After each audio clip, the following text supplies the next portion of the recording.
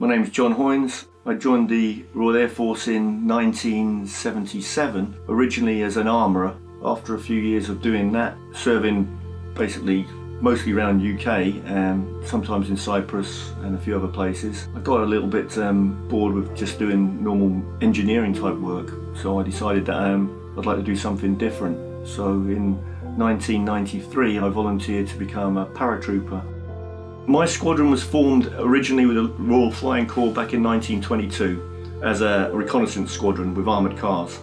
Then when the RAF regiment became a proper unit in 1942, the squadron amalgamated into that, and it's been going with that ever since. It's had different roles throughout, but they've always maintained the parachute role since probably the late 50s, early 60s, when they become a parachute squadron. Most of the RAF regiment units look up to the squadron because they do a lot more training than most, go away a lot more than most, and a lot of the younger lads always want to come across to the squadron to do their jumps, to get their wings and become part of the 2 Squadron. At Catterick I trained up to do my pre-para, which was like 3 weeks of physical exercise. There was 18 of us started the course, and it's a extremely physical task over 3 weeks, and you do like tests like assault courses, runs, and it culminates in a 10-mile run carrying 45 pounds plus weapon. Obviously this is what we call full jump order. This is what we jump in every single time we go in it. So mandatory helmet, which is a para helmet, which is lighter than a normal army helmet. Then he's got on a life preserver in case we have to ditch over water, that everybody has to again wear with their kit. Then you have your reserve parachute. If something happens with your main parachute when you jump out at 800 feet, you look up, there's nothing there, you pull your reserve, which has got a big spring in it, and no matter what happens it's going to open. Coming down you have your Bergen. This contains all your gear that you need to live on and fight with for up to 2 weeks. Has all your food, your water, your ammunition, spare radio batteries, spare ammunition for the machine guns. Down the side in this case here we have the rifle, which is an SA-80.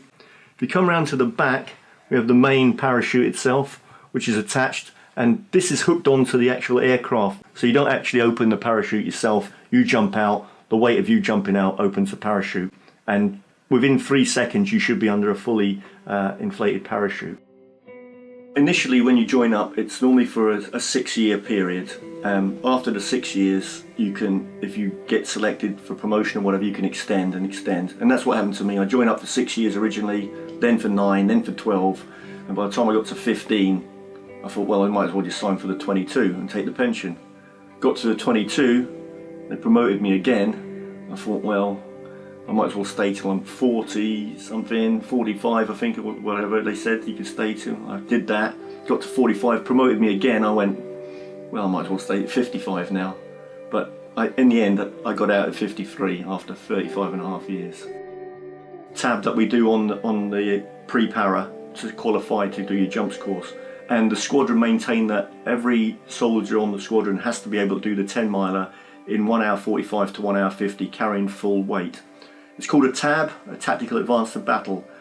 The reason for it was at Arnhem back in 1944, when the paras jumped in, they were dropped 10 miles from their actual objective and had to run and walk as fast as they could to get to the battle, then fight. So they had to be fit enough when they got there to still carry on the fight. So it's a custom now with the squadron that every Friday you do the 10-miler. The run is on the 6th of April. It's the 95th anniversary of the squadron, and all the old and bold are going to be there, including all the current members. They said they're going to do a 10-mile tab on the morning at 10 o'clock. They've invited the old and bold, if they want to do it, to come along. They said you don't have to wear full gear. You can wear training shoes. You can do it in tracksuit. You don't have to carry any weight. But every single person I've spoke to, we're all doing it in full boots, combat gear, and we're all carrying packs. So, because if the youngsters can do it, we want to show them that we can still do it.